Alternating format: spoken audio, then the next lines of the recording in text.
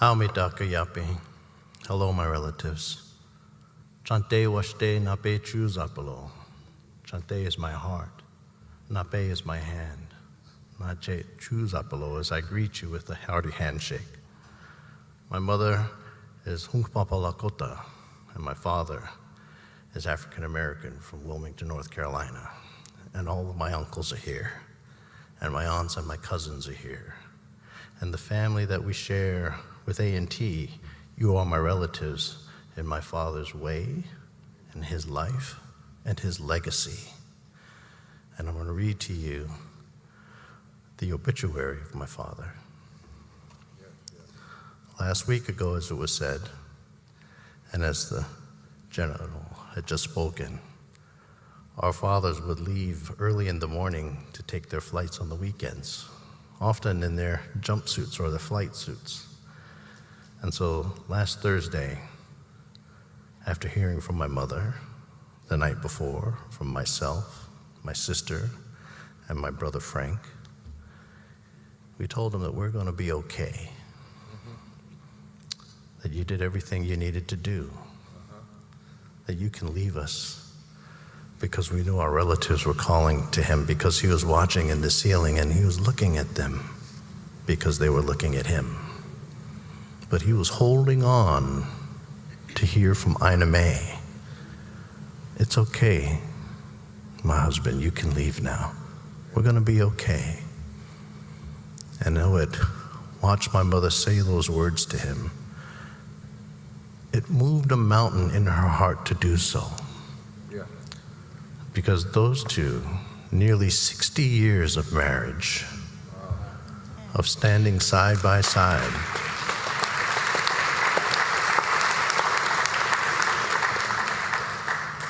of standing side by side, fighting that civil rights fight, wherever they were. And they met in South Dakota, in Rapid City, at a civil rights action for housing discrimination, where they posed as a married couple. They practiced a little bit, I think. And they gained a respect for one another.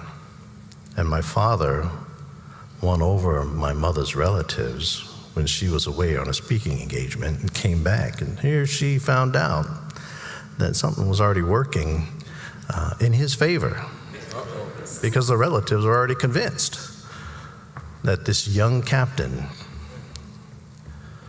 in the Air Force Reserves wanted to work this out, with my mother.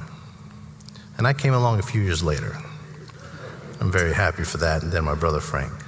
But my sister Jackie was 7 years old when I came along, and she was 5 years old when my father came along, and she was the real test of my father. Jealous because my mother's love for my sister was all hers. And then he came along and tested that. So those two have a very special relationship. And my sister told me a lot about that, and I was very happy to hear it. Because these are the things that bind the family together. Bringing in different parts of our world that we live with, and it sometimes seems that we may contend with. I guess I'm not reading the obituary anymore.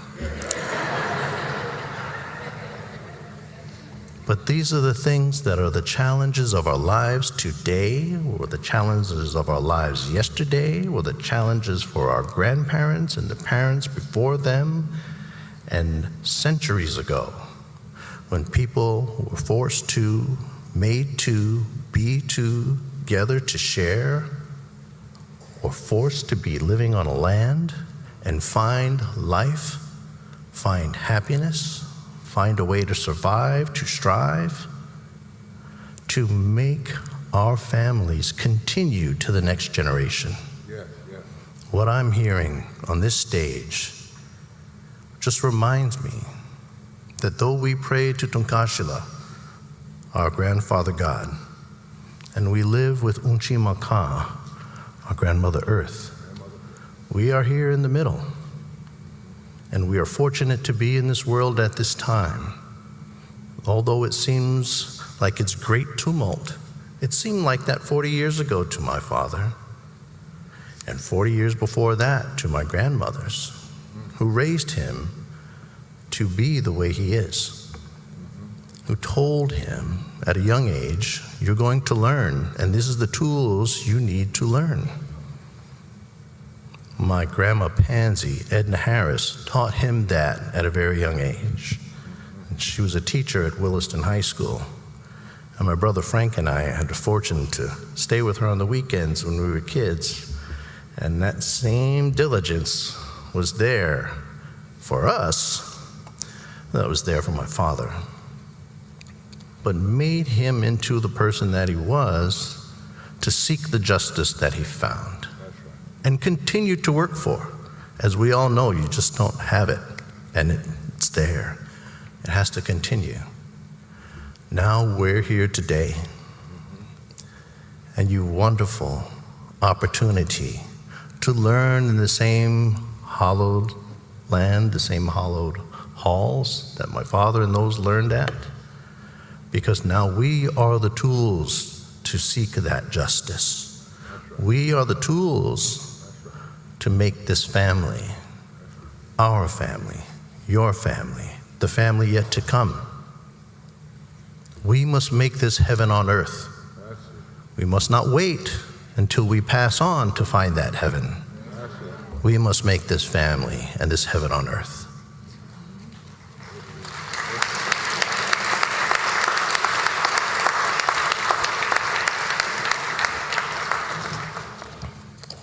My father worked hard, very hard. We didn't see a lot of him. And when we did, he was kind to us, because my brother and I were energetic. Let me put it that way. We were energetic. I came home and found the house that he had built and the yard that he had in pieces sometimes, because we were busy people, my brother and I. And he loved us, and he loved my sister and my older brothers. And we all worked hard. My brother Ron passed away this past April. And he learned from my father, even though they seemed to butt heads, he learned from my father what it was to be a leader. And he made a college at Standing Rock in North Dakota for his people, for our people, Lakota people. And he became the chair. And he asked me to help. So I became a councilman, and now I'm working on projects for our people. But these are the lessons that we watch and we learn from our parents and our grandparents. So don't take it for granted in this life. While we have our relatives, please speak to them, say hi to them, love them, have coffee, have lunch, have dinner, serve them. Serve them because they served you. And you will serve your children and their grandchildren, and they must learn to respect that and to serve you as well. Because the seasons come and go rather quickly now. We must take this time as we have it today to recognize, like you're doing, and I thank you very much for the honor you bestow on my father. But we must honor ourselves and each other daily. Wopilatanka, with great gratitude. Haumitakiyase, to my relatives and all the relatives that we live with in this earth, those that crawl, those that swim, those that fly, those that grow, those that just be. It's not just us that live here, but we share the spirit in this great, wonderful universe that is our planet, and we must teach that to our children. It's not just us as human beings. We are a part of this world. Our spirit and our Nagi begged to be here at this time. And this is a pivotal time. Don't be afraid.